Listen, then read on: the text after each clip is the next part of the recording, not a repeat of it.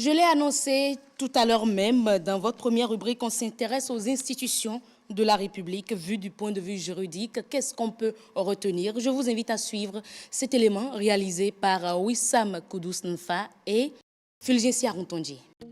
Loi de la République et programme de développement.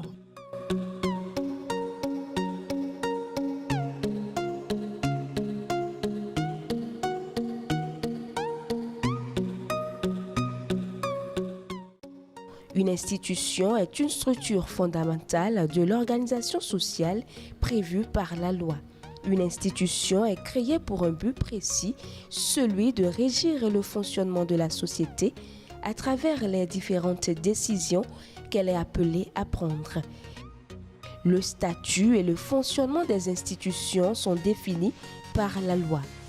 Les institutions fondamentales ou républicaines de l'État béninois sont prévues par la loi numéro 09-032 du 11 décembre 1990 portant Constitution de la République du Bénin telle que modifiée par la loi numéro 2019-40 du 7 novembre 2019. La Constitution est appelée loi fondamentale.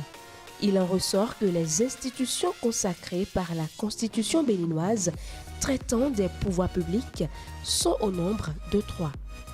Selon le principe de la séparation des pouvoirs, l'État est dirigé par 3 pouvoirs distincts, l'exécutif, le législatif et le judiciaire. Ces 3 pouvoirs sont exercés par des institutions particulières. Le pouvoir exécutif est exercé par le président de la République. Le pouvoir législatif est exercé par l'Assemblée nationale. Quant au pouvoir judiciaire, il est exercé par la Cour suprême, les cours et les tribunaux. Contrairement aux autres institutions, celle du président de la République a la particularité d'être personnifiée et semble limitée à la seule personne physique du président de la République.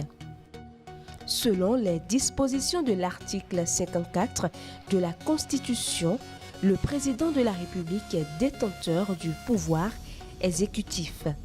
Il est le chef du gouvernement et à ce titre, il détermine et conduit la politique de la nation.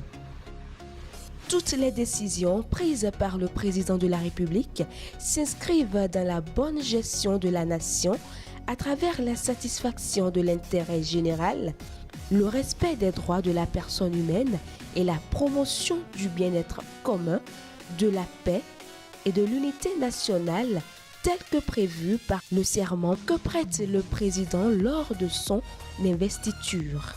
Le serment présidentiel est prévu par la Constitution en son article 53. Il convient dès lors de faire preuve de vigilance car ces différentes attributions constitutionnelles font du président de la République une institution à part entière, bien que celui qui l'incarne soit une personne physique. Selon les dispositions de l'article 79 de la Constitution, l'Assemblée nationale a principalement 2 missions. La première consiste à voter des lois.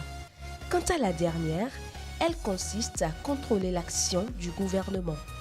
La Cour suprême est la plus haute juridiction de l'État en matière administrative et judiciaire. À ce titre, elle est principalement l'institution qui incarne réellement le pouvoir judiciaire. Les décisions de la Cour suprême ne sont susceptibles d'aucun recours. Elles s'imposent au pouvoir exécutif, au pouvoir législatif ainsi qu'à toutes les juridictions. En dehors des institutions qui exercent les 3 pouvoirs, il existe d'autres institutions comme la Cour constitutionnelle, la Haute Cour de justice, le Conseil économique et social, la presse comme 4e pouvoir et la société civile comme 5e pouvoir. Ce sont, d'après l'Union européenne, les chiens de garde de la démocratie.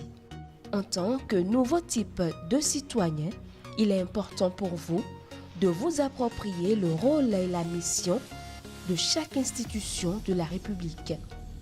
Un nouveau type de citoyen connaît les institutions de la République.